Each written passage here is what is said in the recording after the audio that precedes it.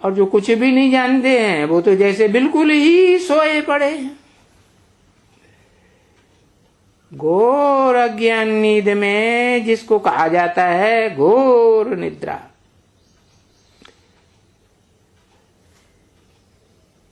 कुंभकर्ण की नींद में सोए पड़े।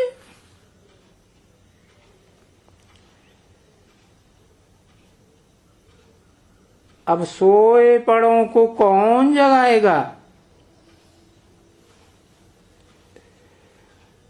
तो ये बेहद का बाप आकर के सोए पड़ों को आकर जगाते हैं और उसी के ये यादगार गीत गाते हैं। क्या है? कोई गीत गाते हैं फिर? ओ मुरली में कोई गीत आता है खास जगाने का? क्या?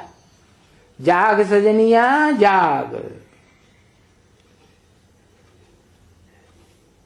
अब तू नींद न कर,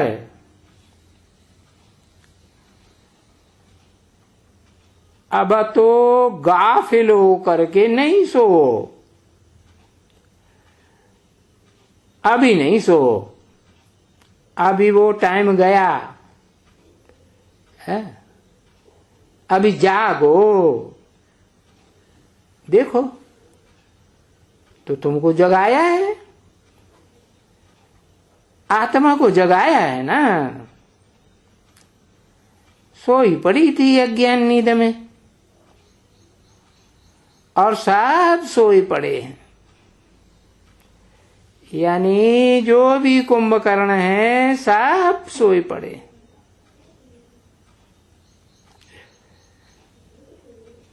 तुम भी कुंभकर्ण की नींद में यानी आसुरी नींद में सोए पड़े थे। और जब तुम सोए पड़े थे तब तुमको कुछ ज्ञान था क्या? अज्ञान नींद में सोए पड़े थे, कुछ ज्ञान नहीं था। तो देखो एक बाप ने आकर के तुमको जगाया है, जागो। है? तुम गाफिल हो करके सोए पड़े हो। गाफिल कहते हैं उनको कहा जाता है गाफिल है जो कुछ भी नहीं समझते हैं, कुछ भी नहीं जानते, परंतु वो नींद में सोए पड़े हैं। इसको ही कहा जाता है अज्ञान की नींद। ऐसे कुछ न कुछ नींद तो ये सतयुग में भी करते हैं।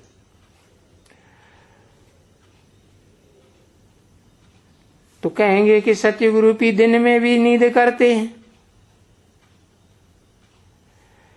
ऐसे नहीं समझना कि वहां कोई सदैव जागते हैं।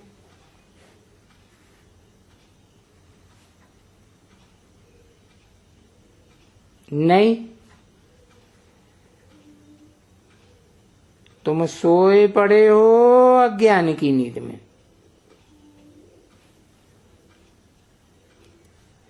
इसको कहा ही जाता है भक्ति मार्ग की नींद में द्वापर युग से सोए पड़े थे। बाकी सतयुग त्रेता में भक्ति मार्ग की नींद में ये नहीं कहा जाता। हाँ, ये कहेंगे कि देवताएं भी अज्ञान की नींद में सोए पड़े थे। देवताएं, अरे वो सदा जागती ज्योति होते हैं कि सोए पड़े थे? सोए नहीं पड़े थे तो नीचे क्यों उतरते हैं? ऊपर चढ़ते हैं या नीचे उतरते हैं, या थमे रहते हैं? नीचे उतरते हैं। तो अज्ञान की नींद में हुए ना। तो नीचे उतरने को कहा ही जाता है भक्ति मार्ग में, है नींद में कहा जाता है कि भाई अज्ञान की नींद में। पूरा ज्ञान नहीं है तो वो अज्ञान जो है वो सुलाए देते हैं और जो सुलाए देते हैं उनको तो कहा जाता है रावण। तो क्या सतयुग में भी रावण होते